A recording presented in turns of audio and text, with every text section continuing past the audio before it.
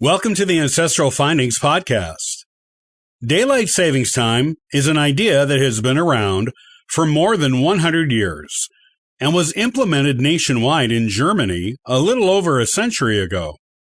Here is its history and how and why it is used today.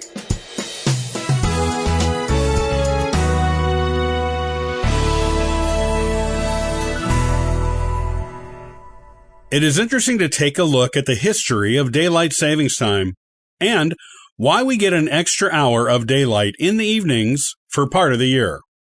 Love it or hate it, and there are plenty of passionate people on both sides of the issue, it's a firmly ingrained part of our culture in the United States and shows no signs of going anywhere anytime soon. Congress has even tried several times in the past to extend it year-round, and the vote has always been close each time. One day we might see it happen, and then daylight savings time would become just time.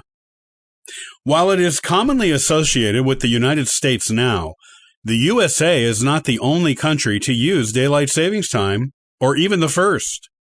The idea for it was first proposed in 1895 by a British entomologist named George Hudson. The German Empire implemented the first nationwide usage of it in 1916. Countries that use or have used it typically move the clocks forward by 1 hour at the beginning of spring, which sacrifices an hour of daylight in the morning in favor of an extra hour of it in the evening. Usually, around the beginning of autumn, the clocks are moved back an hour to standard time. Countries along the equator have typically not used daylight savings time because their sunrise and sunset times never change enough to warrant adjusting the clocks of their residents. Most countries in the world have observed daylight savings time at some point in their history, though not all that once observed it still do. And equatorial nations in South America, as well as most of Africa and Southeast Asia, have never used it. Daylight savings time has been observed to be most appropriate to industrialized societies, where people work on a fixed schedule, as opposed to agrarian societies, where people work based on the sun's cycle throughout the year. By providing an extra hour of daylight in the evenings, people in industrialized countries can enjoy more outdoor after-work recreation, whereas, without daylight savings time, they would have to spend most of their time indoors after coming home from work or school. Other people who support daylight savings time argue that it increases energy savings by allowing people to wait until later in the evening to turn on lamps and other lights. However, studies into whether these energy savings really occurs have proved inconclusive. During most of human history, the keeping of time was not precise or standardized, because there was no need, and ancient people, such as the Egyptians and the Romans, did their own adjusting of time according to the seasons, using different implements. With Roman water clocks, for example, each month had its own scale for keeping time, with the third hour after sunrise lasting 44 of our modern minutes at the winter solstice, and 75 at the summer solstice.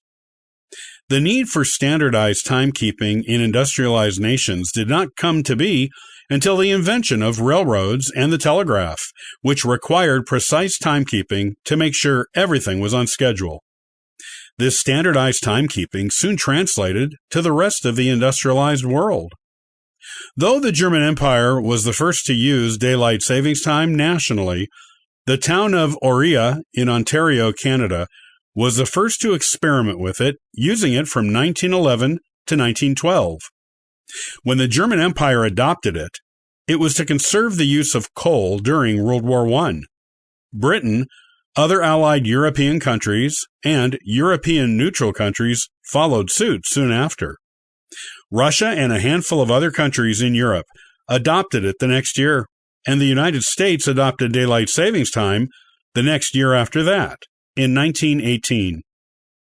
After World War I, most countries that had been using daylight savings time dropped it, except for Canada, Britain, France, and Ireland.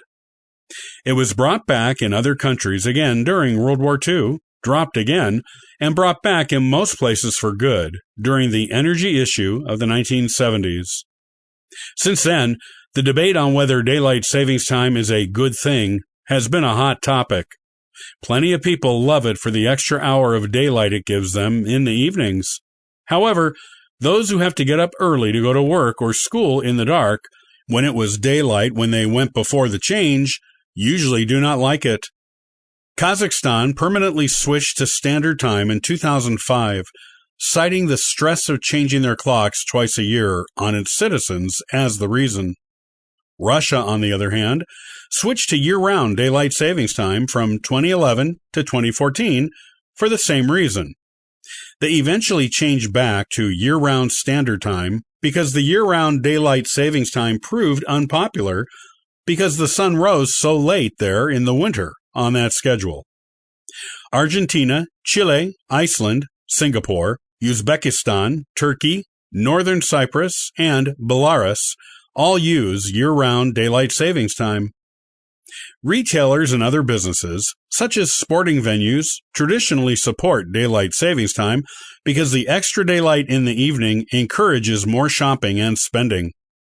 Farmers, parents of young children, and those who work on a fixed schedule that has them getting up early typically oppose it.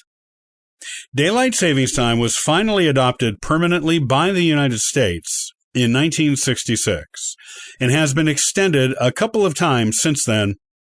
The reasons for extending it have usually been economic, as retail establishments lobby for more days of increased daylight in the evenings each year.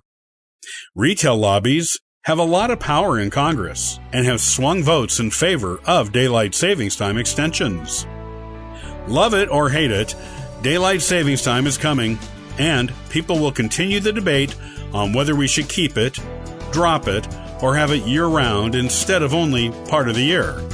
Which side do you fall on?